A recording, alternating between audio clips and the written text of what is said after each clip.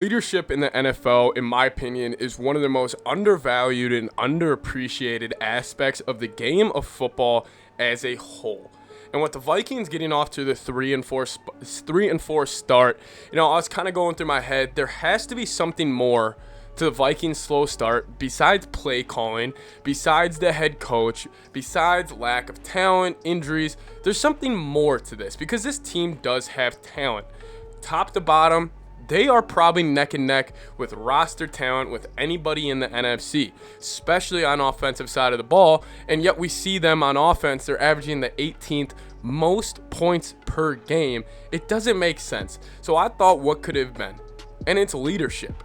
The Vikings lack leadership, and they pretty much have none of it, if any at all.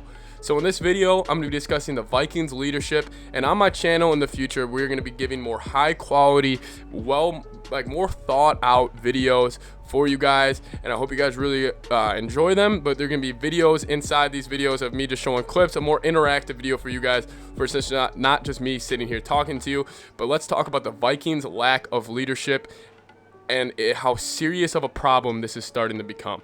So leadership in the NFL, normally that initial reaction when you hear leader or leadership, you go right towards the head coach and quarterback.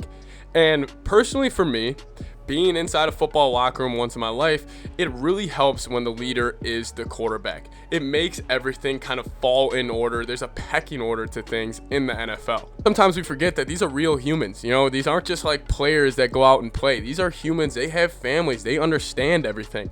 So when the quarterback that you have is making $90 million and he is the highest paid player on your team and he is not your leader, it can almost cause some fundamental issues inside of the team. And I'm not trying to sit on here and bash Kirk Cousins the entire video, because I think also a lot of the leadership problems falls on Mike Zimmer. But if we're just looking at this, Kirk Cousins as a person and the rest of the Vikings team, you gotta understand, in a football locker room, there are 53 alpha males. These aren't the regular guys you see, working the accounting job. These aren't guys like us. These aren't the guys that are watching these videos. These are alpha males, alpha personalities who have honestly dominated their work, which is football. They've dominated it at the highest level. And the quarterback needs to be the leader of those 53 alpha males, where you get them ready to go to war every single Sunday. And I'm sorry, but Kirk Cousins' personality, he's not somebody who can almost control a locker room, control an environment, and rally a group. I think he makes an effort to. But when he does that, you like that, all that stuff, it almost seems ungenuine to the players. And I'm not saying this is the only reason why the Vikings are struggling this year. It is so much deeper than that. But when you have a quarterback who is a leader, you can overcome obstacles in the NFL. When you go into that huddle and you see the guy who you've been busting your ass with all week and all year, and that's your brother who is breaking down that huddle, and you got this deep connection to him, you want to go make that block. You want to run your route a little crisper. You want to get open, not just for yourself and your stats, but for that guy. And I think the effect that guys like Tom Brady, Drew Brees can have on a locker room is completely different than the effects that guys like Kirk Cousins and Matt Ryan can have. Because guys like Kirk Cousins, Matt Ryan, it's not like they are bad leaders, but they just aren't naturally born leaders. And I think that is a problem. And I think Kirk Cousins, with the way he's the nerdy dad. That's who he is. We all know who Kirk Cousins is.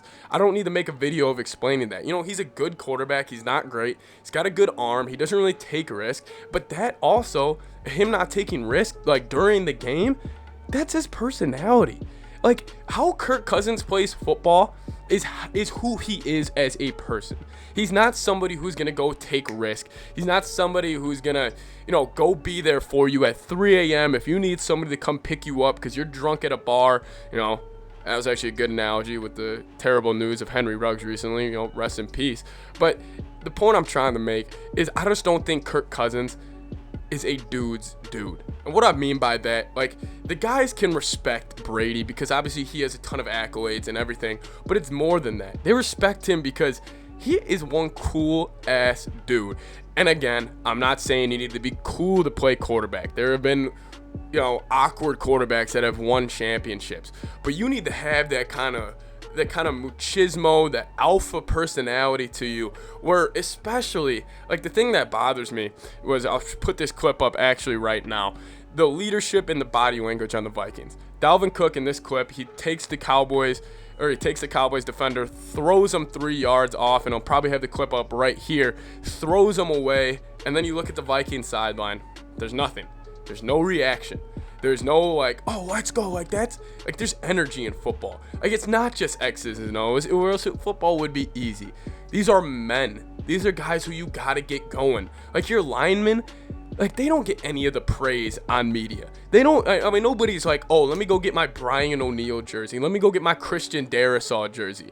Those are the guys when the quarterback, when he's taking them out to lunch, when he's buying them Rolexes. Like, for example, I heard a story of Dak Prescott buying each of his linemen Rolexes.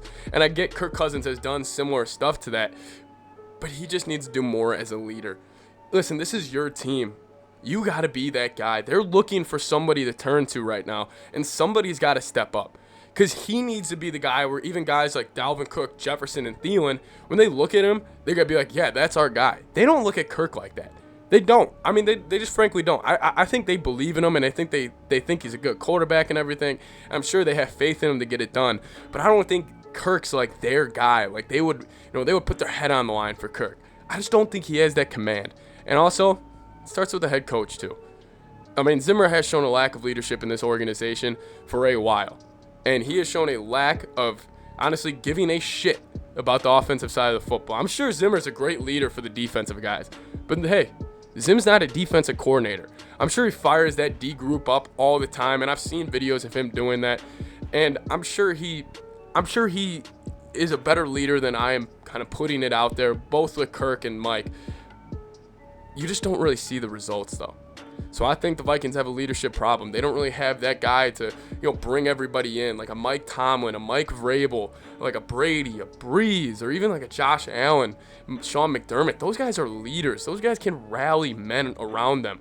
I just don't think Kirk and Mike Zimmer get that feeling of we're all rallying around them. And then obviously the clip, which I'll put up right now, of Kirk shaking Mike Zimmer and saying, let's go, let's go. That was the first time when I was like, that's what I want more of.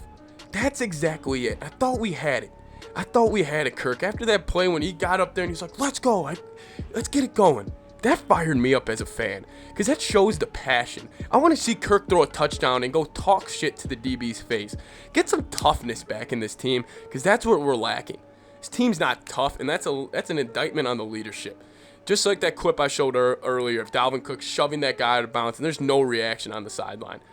If that was a Pete Carroll, Mike Vrabel-led team, they would all be bouncing up and down to be a party on the sideline.